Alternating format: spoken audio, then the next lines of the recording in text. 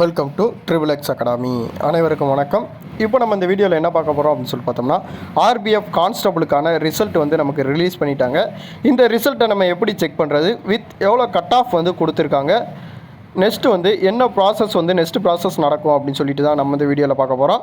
வீடியோவை ஸ்கிப் பண்ணாமல் பாருங்கள். வேறு எதுவும் டவுட்ஸ் வந்து இதை பற்றின டவுட்ஸ் வந்து உங்களுக்கு வீடியோ கேட்டதுக்கப்புறம் இருந்துச்சு அப்படின்னு சொல்லிட்டு பார்த்தீங்கன்னா நம்மளுடைய கமெண்ட் பாக்ஸில் கமெண்ட் பண்ணியிருக்க. வித் ஆல் இன்ஃபர்மேஷனையும் தெரியணும் அப்படின்னு சொல்லிட்டு பார்த்தீங்கன்னா நம்மளுடைய சேனலை சப்ஸ்கிரைப் பண்ணி வச்சுக்கோங்க. வாங்க வீடியோக்குள்ளே போகலாம். இந்த ஆர்பிஎஃப் கான்ஸ்டபிள் போஸ்ட்டுக்கான வேக்கன்சி எவ்வளோ விட்டுருந்தாங்க அப்படின்னு சொல்லிட்டு பார்த்தீங்கன்னா 4208 வேக்கன்சி வந்து நமக்கு வந்து ரிலீஸ் பண்ணியிருந்தாங்க. இதுக்கான எக்ஸாம் வந்து 2 to 18 வரை மார்ச் வந்து கண்டக்ட் பண்ணியிருந்தாங்க. இதுக்கான ஆன்சர் கீ வந்து நமக்கு ஃபஸ்ட்டே ரிலீஸ் பண்ணிட்டாங்க. அதுக்கான இன்ஃபர்மேஷன் வந்து நம்ம முதையே போட்டாச்சு.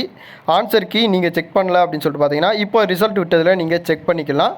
வித் இதுக்கு எவ்வளோ ஃபீஸ் கட்டியிருப்போம் அப்படின்னு சொல்லிட்டு பார்த்தீங்கன்னா நம்ம வந்து ஓபிசி ஜென்ரல் கேட்டகரியில் இருக்கிறவங்க 500 வந்து பே பண்ணியிருப்பீங்க. இதுக்கான ரிட்டர்ன் பேமெண்ட் வந்து ரிசல்ட் வந்ததுக்கப்புறம் தான் நமக்கு வந்து ரிலீஸ் பண்ணுறோன்னு சொல்லியிருந்தாங்க. ரிசல்ட் வந்து இப்போ வந்து நமக்கு வந்து ரிலீஸ் பண்ணிட்டாங்க.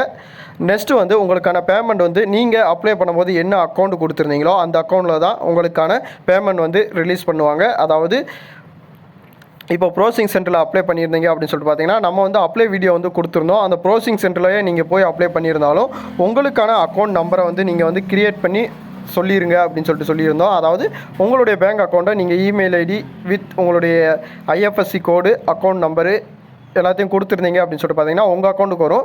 நீங்கள் ப்ரோசிங் சென்டரில் போய் பண்ணும்போது அவங்க அக்கௌண்ட்டு கொடுத்துருந்தாங்க அப்படின்னு சொல்லிட்டு பார்த்தீங்கன்னா நீங்கள் எந்த ப்ரோசிங் சென்டரில் அப்ளை பண்ணியிருந்தீங்களோ அவங்களுக்கு தான் உங்களுக்கான பேமெண்ட் வந்து ரிசீவ் ஆகும். அதையும் நீங்கள் தெரிஞ்சு வச்சுக்கோங்க. நெக்ஸ்ட்டு வந்து இந்த எக்ஸாமுக்கு வந்து ஃபஸ்ட்டு வந்து கம்ப்யூட்டர் பாஸ்ட் எக்ஸாம் வந்து கிளியர் பண்ணியாச்சு அப்படின்னு சொல்லிட்டு பார்த்தீங்கன்னா நெக்ஸ்ட்டு வந்து உங்களுக்கு என்ன இருக்கும் அப்படின்னு சொல்லிட்டு பார்த்தீங்கன்னா ஃபிசிக்கல் ஃபிட்னஸ் டெஸ்ட்டு தான் உங்களுக்கு வந்து கண்டக்ட் பண்ணுவாங்க. இந்த ஃபிசிக்கல் ஃபிட்னஸ் டெஸ்ட்டில் வந்து மேல் ஃபீமேலுக்கான காலம் வந்து நான் உங்களுக்கு வந்து கொடுத்துருக்கேன். அதை நீங்கள் பார்த்துக்கோங்க.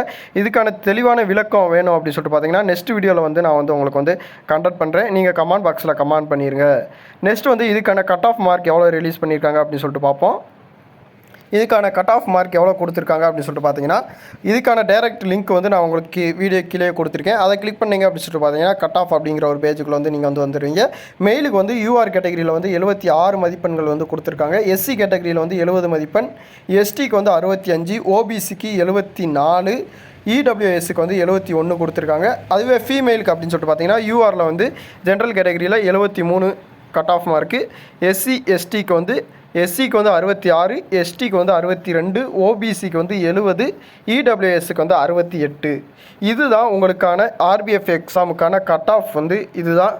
நீங்கள் ரா ஸ்கோர் பார்க்கும்போதே உங்களுக்கான கட் ஆஃப் நெருக்கி இருந்துச்சு அப்படின்னு சொல்லிட்டு பார்த்தீங்கன்னா உங்களுடைய நார்மலைசேஷன் ஸ்கோர்லேயும் நீங்கள் வந்து அதிக மதிப்பெண் வந்து உங்களுக்கு கொடுத்துருந்தாங்க. அதாவது உங்களுடைய ஷிஃப்ட் வந்து கார்டாக இருந்துச்சு அப்படின்னு சொல்லிட்டு பார்த்தீங்கன்னா அதிக மதிப்பெண் கொடுத்துருந்தாங்க அப்படின்னு சொல்லிட்டு பார்த்தீங்கன்னா நீங்கள் வந்து லிஸ்ட்டில் வந்து செலக்ட் ஆகிறதுக்கு அதிகமான மார்க் இருக்குது.